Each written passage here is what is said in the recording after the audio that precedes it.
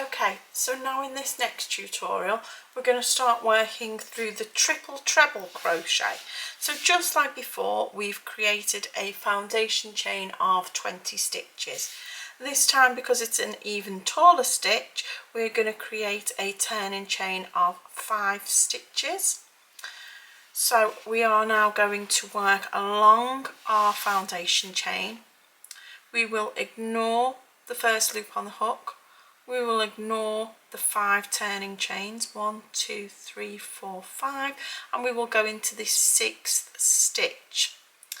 And similarly to the treble crochet and double treble crochet, we will be yarning over a number of times. This time we will yarn over 3 times because it's a triple treble. So if you think that you're wrapping your yarn 3 times around your crochet hook before you pop it into your stitch. Okay, so you've yarned over 3 times. We're going to go into this 6th stitch. We're going to go in, yarn over again, and this time you will have 5 loops on your hook. You will yarn over, pull through 2, yarn over, pull through 2, yarn over, pull through 2, and yarn over, pull through 2. And you can see the height of this stitch already is a lot bigger than all of the stitches that we've created. This is the largest of the stitches. You will yarn over 3 times and move across into your next stitch. Into the stitch, yarn over, pull through. You've got 5 loops on your hook. Yarn over, pull through 2. You've now got 4 loops on your hook. Yarn over, pull through 2. You've now got 3 loops on your hook. Yarn over, pull through 2. You've now got 2 loops on your hook, and yarn over, pull through 2 for your last stitch. Into your next stitch, you will yarn over 3 times into the stitch and pull through. Yarn over, pull through 2. Yarn over, pull through 2. Yarn over, pull through 2, and yarn over, pull through 2. Yarn over 3 times into your next stitch. Yarn over, pull through, 5 loops on your hook. Yarn over, pull through 2, 4 loops on your hook. Yarn over, pull through 2, 3 loops on your hook. Yarn over, pull through 2, 2 loops on your hook. Yarn over, pull through 2.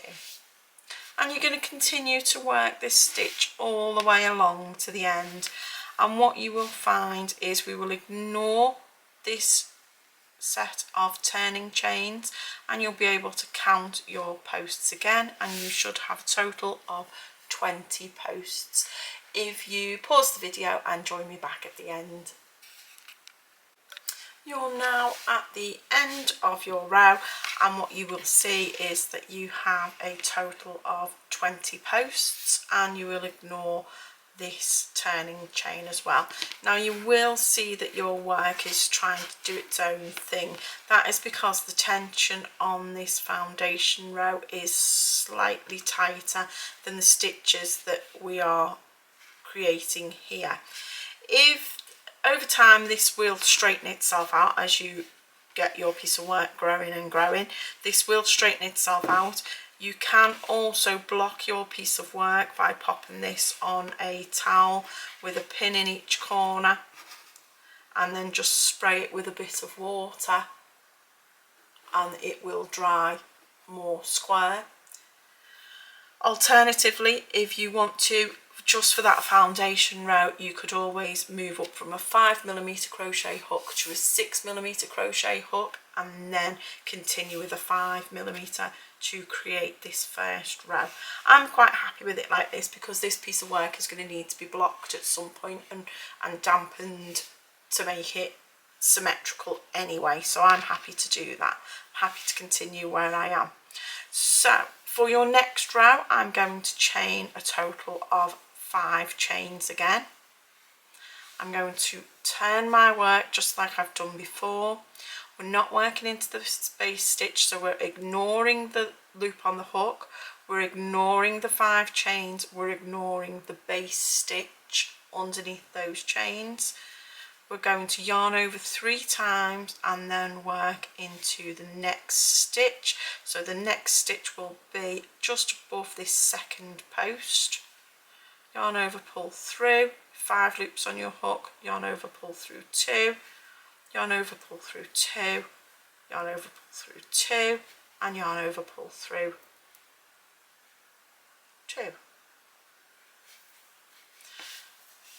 Okay, moving on to your next stitch, yarn over 3 times, into your next stitch, yarn over, pull through 2, yarn over, pull through 2, yarn over, pull through 2, yarn over, pull through 2, and we're going to continue to work all the way along this piece of work till we get to this end stitch, which is stitch number 19.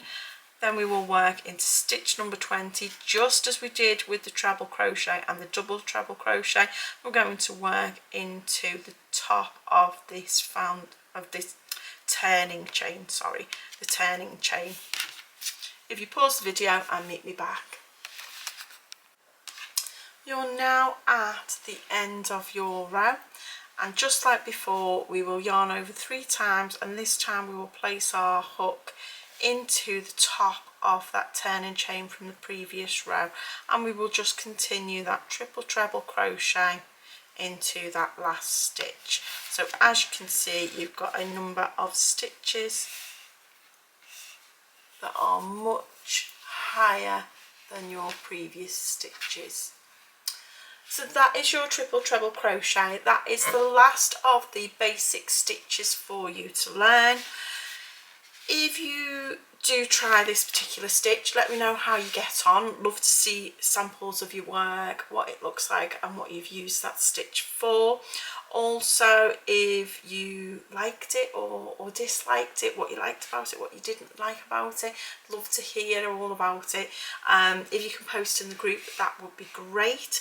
Moving on to the next stage now, we will start looking at some of the fundamental stitches which will allow us to move from one place to another, or how to create other projects in the round rather than in flat panels. You have learned all of the basic stitches for the flat panels now, but there is no reason why any of these stitches can't be used for working in the round.